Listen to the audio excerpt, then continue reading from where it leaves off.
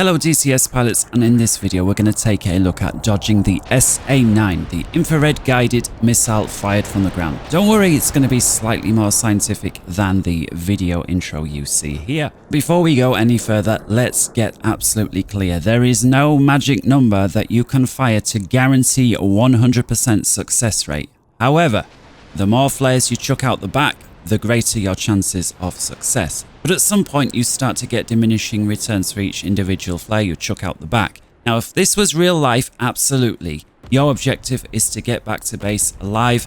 No ifs or buts. If you've had to dodge one missile and expend all your countermeasures doing so, that's what you're going to do.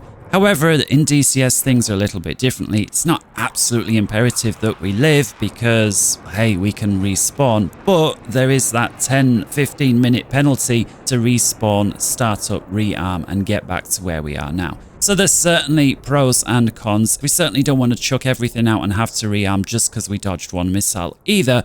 And so where is that sweet spot? Well, I'm glad you asked because that's what this is going to be all about, and in a future video we'll take a look at defending against air missiles as well as radar guided missiles. So here we are. I've made my aircraft immortal, and the reason I've made it immortal, we're going to keep the external lights on. Again, I don't want the AI having any difficulty actually trying to find us. It's just to do with how difficult or how much of a chance we have to defend the missile. By being immortal, we're not going to die when the missile fires. Now, if we have a look on the F10 map, I've laid out 10 of them. And importantly, these are not 10 all in the same group. These are 10 separate groups. Why that? Because if you place them all in the same group, only one of them is ever going to fire at once. But by creating them in 10 individual groups of one, I'm hoping that we're going to get multiple missiles fired at once. Why would I want multiple fired at once? Because I'm hoping by defending, we can count how many missiles are actually being defended by what we're doing. And again, we're going to keep the power on the same setting. I'm going to switch over now to waypoint 3 just to ensure that the autopilot doesn't get stuck when I'm forgetting, because I'm going to set up the countermeasures. So let's turn the sounds back on. Let's come into the EW page. Get the system there onto the mode. We've got man 1 selected. Let's arm. Let's get rid of chaff. Flares. It's going to be the 3x3 setup. So we've got 3 in. I'm going to repeat it 3 times with an interval of 0 to 5. Let's save there. Let's take another look on the F10. How far have we got to go? Well, we're about to enter the threat ring momentarily. So let's helmet display on. Just so we can verify, let's zoom in. There we see the targets in the field, just where that crosses. But if I dim the display down a tad, there we go. That might make it a little clearer. So once they start firing, I'm going to start defending. Even if it's just one. Let's hope that's any second. We are certainly inside range about now. There they go. And multiple missiles firing. That's one lot of defended. And 4 missiles were put off by that. 3, 4.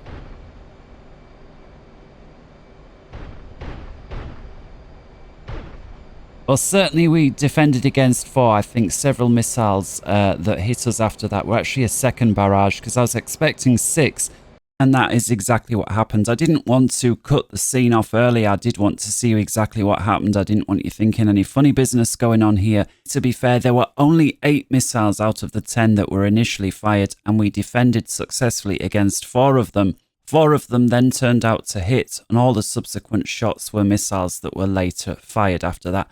And so if we wrap all that up, we can see there were 8 missiles fired in total. We defended 4 of them. That's a 50% defend rate. And that score goes to a 3 times 3 defense at 0 to 5 seconds. 9 flares in total.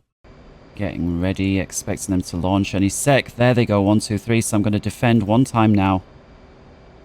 And certainly we defended against 5 or 6. 2 guys hit. I think this is already the second salvo coming up.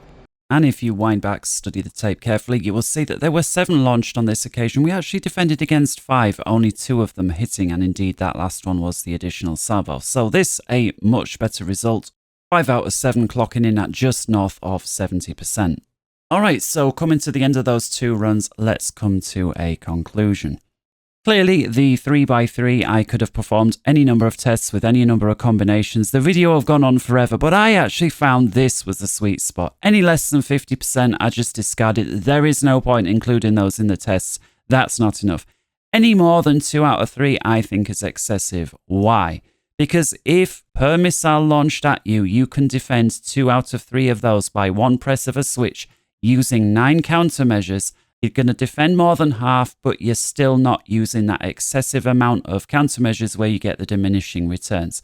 If you see the missiles defended, great, it's finished. If that missile is still tracking towards you after you've pressed that switch, the countermeasures are done in a second, you're still going to see that trail coming towards you, press it again.